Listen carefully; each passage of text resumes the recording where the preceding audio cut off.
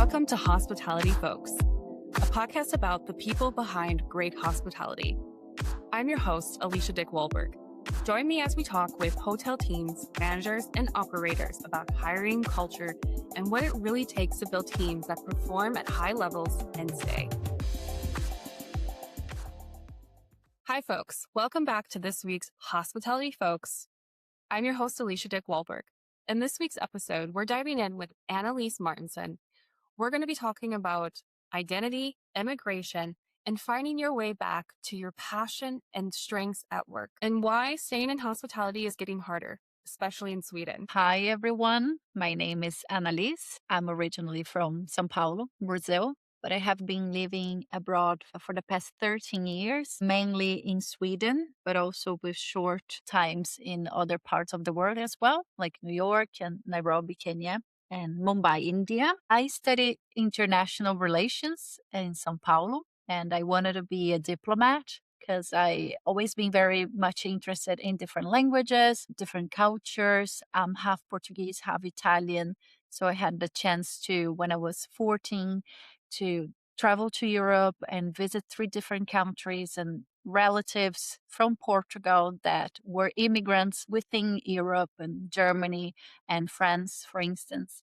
So all this international family and all the languages I heard in those 20 days in Europe when I was so young really ignite something in me. So when I was back home to Brazil, I was decided that I would want to do something international. And my first idea of an international career was to be a flight attendant, because I thought those ladies from Air France were so pretty. But I can tell you more about later why I end up changing ideas. But I end up going to university and studying international relations. And that's what I did for most part of my adult life, working for different organizations like the United Nations and other international NGOs. But the past 5 years, 6 years, depending how you count, I've been working on and off in hospitality here in Stockholm. So that's me, more or less.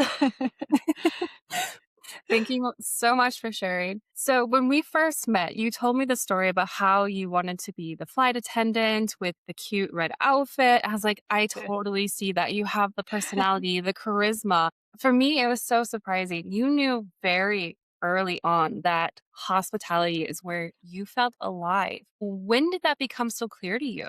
Yes, that's very interesting what you said, because what I thought so fascinating, those ladies working for Air France, was first, as you said, the outfit. I thought they were so elegant, so all put together.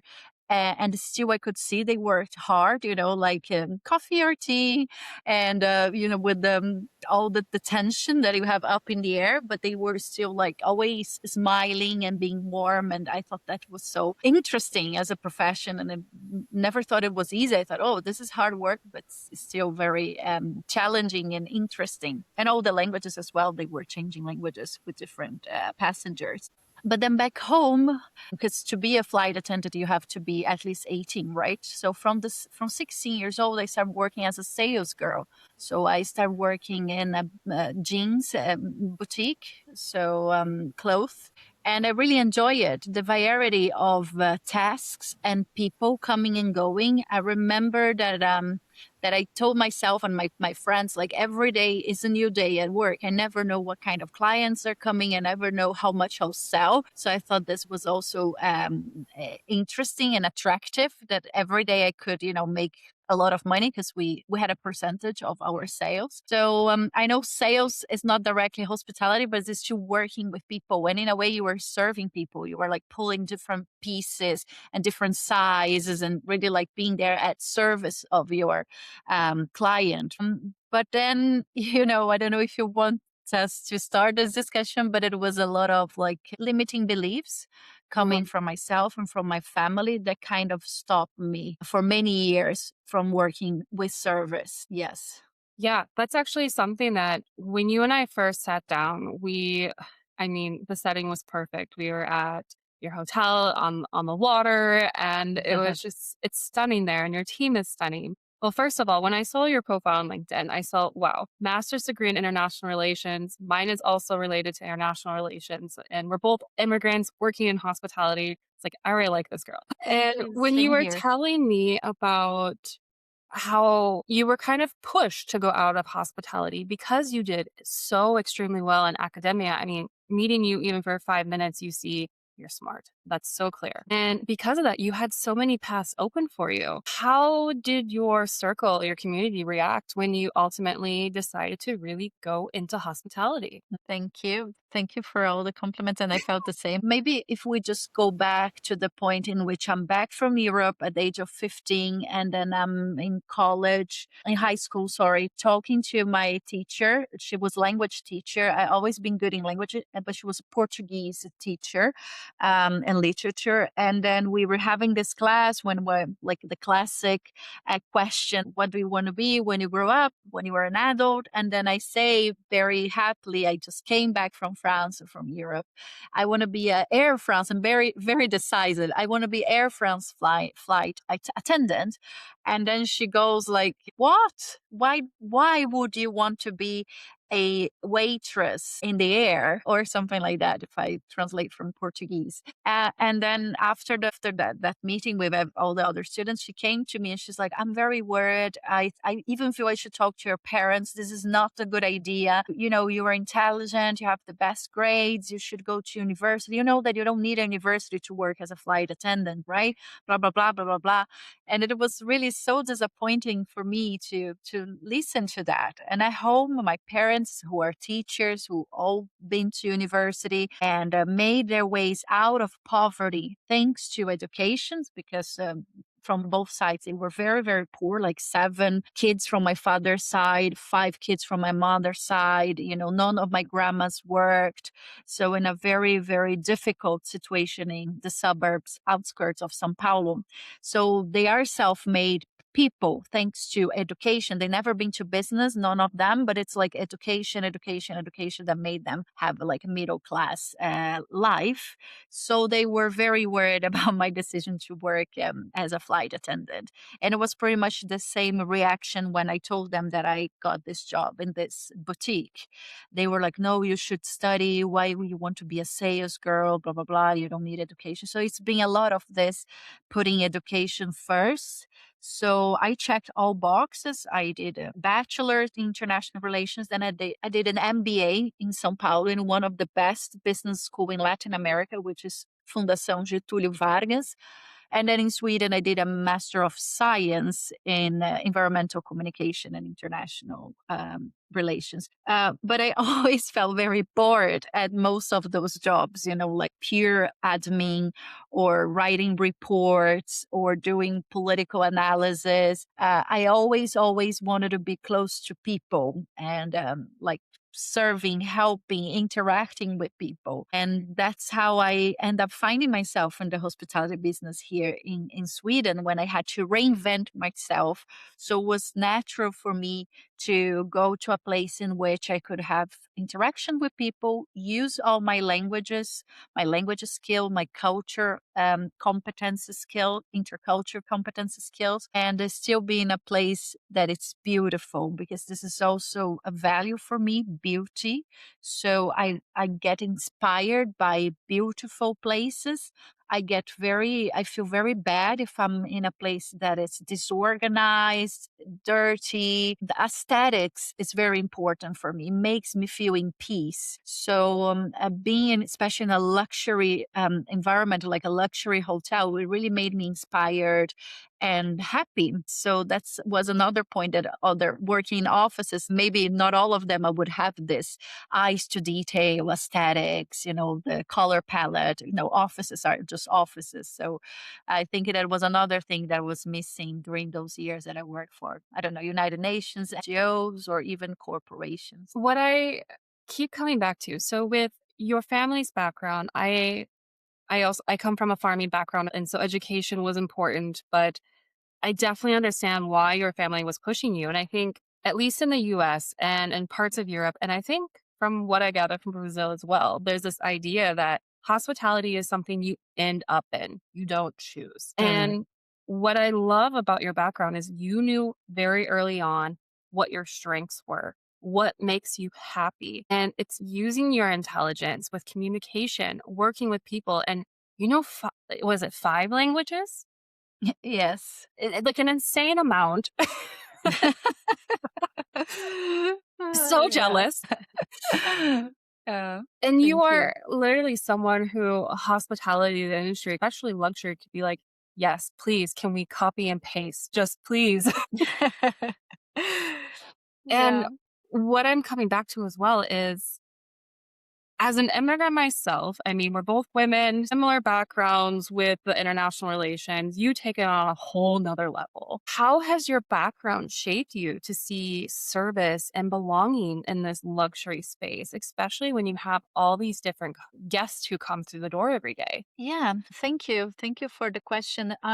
It's a very interesting one because I've thought about it when I was rewriting my LinkedIn profile and doing some kind of rebranding. I think when I think about my choices as to study international relations to be a diplomat, it was really this interaction with people. Because what does a diplomat do? He or she, they seek peace, they seek agreement. So they have to sit on the table and they have to actively listen to the other part and try to find consensus. That's what a good diplomat is. It's not about pushing your own agenda. It's not about trying to take advantage of the other part. It's really trying to find consensus and listening and being respectful of the other person culture.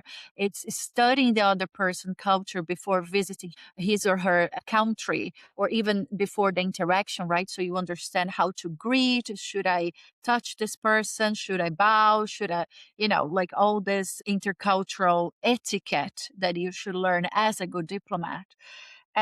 So respecting people, listening to people, listening to the room, to what's not being said. All this is what a good diplomat does. And all this is with what someone working hospitality should do as well. Because your guest, your clients, the person who's in front of you can come from any part of the world, is probably tired. If this person has never been to that country, maybe doesn't speak very good English or the local country, there's so many things that you have to be sensitive.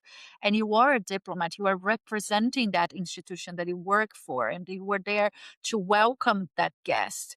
And even if you go back in history, and when we see the word hospitality, and when you think about diplomacy, it was the same because the diplomats, they would stay in the country or in the people's house when they would visit different nations. So it's being very much hand in hand, both professions or both worlds, diplomacy and hospitality. It's international environment. It's people from all over the world coming and going. It's a lot of interaction, a lot different languages. So I think that was why I chose international relations. But then when you go to reality, it's much more paperwork and bureaucracy as a diplomat than those interactions that I dream about.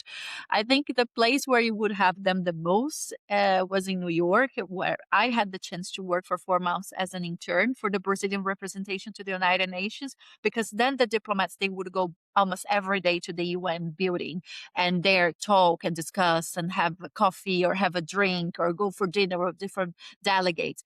But other than that, if you were in a pure bilateral representation, let's say if I would work for the Brazilian embassy here in Stockholm, it's much more paperwork than really interaction with people. So that's why I was also so frustrated with the work of international relations. And then in hospitality, it's like the interaction is the core of the profession, right? You have to have contact with people. So I don't know if I answered the question, but that's how Yeah. I see it. No, absolutely. And so when I studied, I found a course in sociology and fell in love. And it made me think, well, maybe I want a job as an FBI and like behavioral analysis. Like, so I really went for it Yeah. until I realized how much paperwork there really is in that job. I Yes. was like, that's not the right area for me. I'm fascinated still to this day, but I knew like similar to you, like the people is where I wanted to be. And the more I talk with different groups, the more I realize how important having that human ambassador really is in every location. No matter if it's a hotel, if it's car rentals, if it's an embassy, and just how overlooked it is as an importance. For Yeah. you, when you are working somewhere, what do you personally think that hotels and management or leadership really underestimate when it comes to keeping really great people in hospitality? Yeah, I really don't know why this happened. I really don't know why what they call soft skills, that I don't think they are soft at all, Mhm. are No. so underestimated in the Western world. I don't know how it is in Asia, but at least in our world, it's like all about technical skills and the degrees and blah blah blah. And then people who knows how to deal with people are paid less or considered less smart or less educated. There are many theories for that. One of them is that has been often more connected to a female trait. So women like are the caregivers, so they take care of other people, they stabilize people's emotions and all this patriarchy or whatever you want to call it. Then women are like less paid, and those who work like taking care of people. Another theory is the education side, that people that work in hospitalities, not all of them, it's not mandatory that you've been to university. Like if you want to be an engineer, medical doctor, even a diplomat, you have to have those degrees. To work in hospitality or sales, you don't really need, or most part of the world, you don't really need a degree, right? So I don't really know why exactly. I just feel that it's so unfair. But I also see, the light in the end of the tunnel. I think with this advent of AI, so in artificial intelligence, more and more people that know how to deal with people will be necessary. But that's me being hopeful. And I really think that with the shortage of people that are willing to work in service and hospitality, that, the salaries and the conditions will increase. That's my hope. Yeah. So that jumps to another topic that I was fascinated with on my trip to Stockholm when we met. And that was really learning about the unions and how it is to work in Sweden, especially Stockholm, one as an Mm. immigrant and two in hospitality, and how it competes directly with retail. The hours, again, of the unions. Maybe for those who are not familiar with the setup, what is it like working in hospitality in a hotel in Sweden? I still think it's very good compared to other parts of the world in terms of the labor rights. And then you have a country that has a high social security, social protection.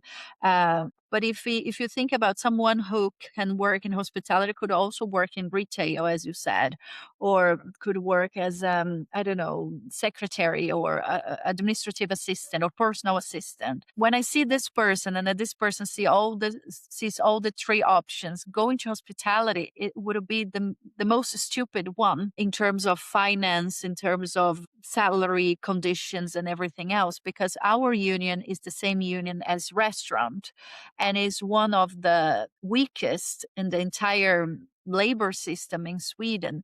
So in terms of the minimum wage, it's very, very low. The working hours, the working conditions, like the employer has a lot of free hand to put you to work long shifts, many days without breaks. If you compare this to the Handel, which is the retail or the commerce union that manages, for instance, people working in grocery shops, supermarket, shopping centers, they have a much higher increase in their hourly salary if they work weekends or late hours. Usually those places, they don't work so late like hotels. If you think about the boutiques in Stockholm, they open from 10 to 8 max, and a weekend they close at 5 or 6 if they open. So you do have, and as I said, you have double your payment if you work weekends. Whereas us, we get just a small increase, but it's not the double like people working in retail, for instance. So I was very shocked and disappointed when I started learning about the rights and what I heard about the union also being very weak, not really managing to protect people working in the industry. And then after the pandemic, how hotels were so quick to fire everyone. And then there are many people that never came back to hospitality. So Sweden is really facing a big problem because on one hand, there's a lot of more people coming to Sweden, more tourists, more international congress and conferences. And on the other hand, you lack people that want to work in hospitality, in hotels, in restaurants, in bars, because of the bad working conditions, or very weak bad conditions, at least compared to other industries like you named. So I really don't know what's the Swedish strategy, but they do have a problem. Yeah, I think it comes back to, as cultures, underestimating these soft skills and just how important they are in so many different roles within society. And if anyone's worked one day as a server or one day at any hotel's front desk, you know these roles are not so easy. They're very demanding mentally, but for the right person, it can be so exciting. And with the right team, magical. So we're wrapping up now, and I wanted to ask you two final questions. One is, just meeting with you, you bring so much warmth into what you do. And I only spent 1 or 2 hours with you and your team a couple weeks ago, and it was truly radiating seeing the warmth between you guys. And I heard at least 4 of the 5 languages you spoke. What Yeah. helps you hold on to that joy in such a demanding industry? Thank you. I'm so happy that we met in person, that you could come to my workplace and really have this feeling. I think hospitality is a lifestyle. Some people are just built for it, but if you never try, you never know. As we were talking about my story here, I would never know if I would have never tried hospitality, because it was not my dream. But once I tried it, I could see how I fit in this industry. So working with people gives me a lot of energy, but of course it can take a lot of energy. So what I do, I love art. Remember that I told you that I get inspired by beauty. So when I'm off, I really try to watch beautiful movies, go to museums, listen to nice music. I'm going to the theater this week, to Dramaten, is the Royal Theater. It's a gorgeous building from, I don't know, 19th century. And I'm going to see a play of Madame Bovary. It's in Swedish, but you can have the iPad in English, which I think is very nice and inclusive. But I think it's going to be my first, no, maybe the second play that I see in Swedish. So I always try to do this kind of thing, go to classical music, opera, museum, and nature, of course, because there isn't anything more beautiful than nature, because nature for me is God. And talking about God, I'm a Christian. I go to church. I try to go to church as much as I can when I'm off on Sundays. I go to Holy Mass, but with the lifestyle, not always I manage. But the church, the Swedish church, I'm part of a Swedish church now. They do have other activities on their days of the week, but also because the churches here, they're so pretty, so beautiful, and well kept. It's also and the church service in Sweden, I think it's very beautiful as well. It's also a source of beauty and peace. So I would say God in form of nature, and the church, and art.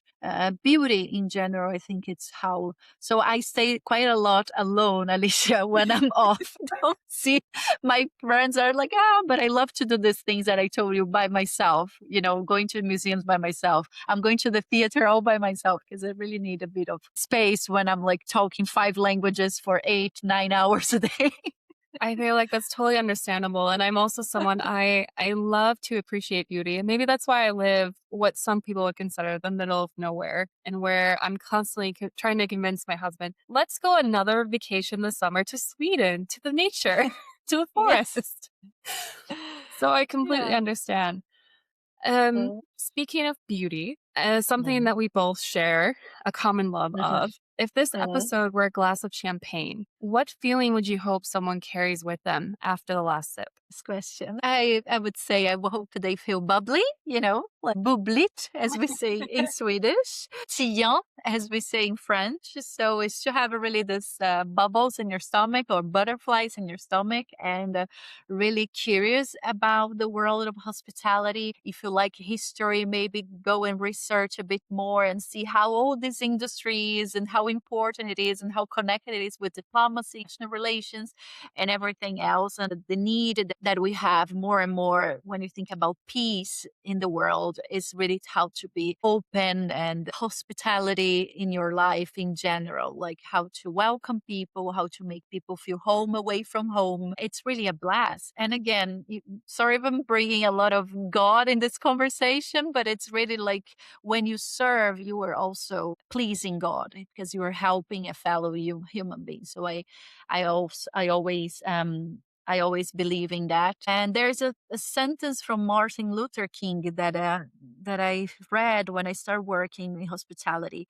And then he says that to serve, you don't need a degree, you don't need to know grammar, you don't need to have to be into school. You need a big heart full of grace. That's all you need to serve. That's something very beautiful that Martin Jr. Luther King said once. So, yes. I feel like that's a beautiful quote to end on. And I feel like even if you're not religious, this quote can carry you so far in a mindset in many different areas of life.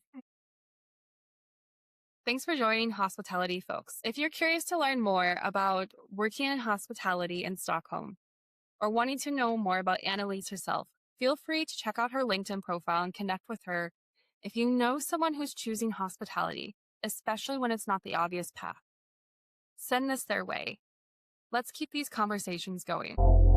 If you found this episode helpful, follow and subscribe to Hospitality Folks and share this episode with your team.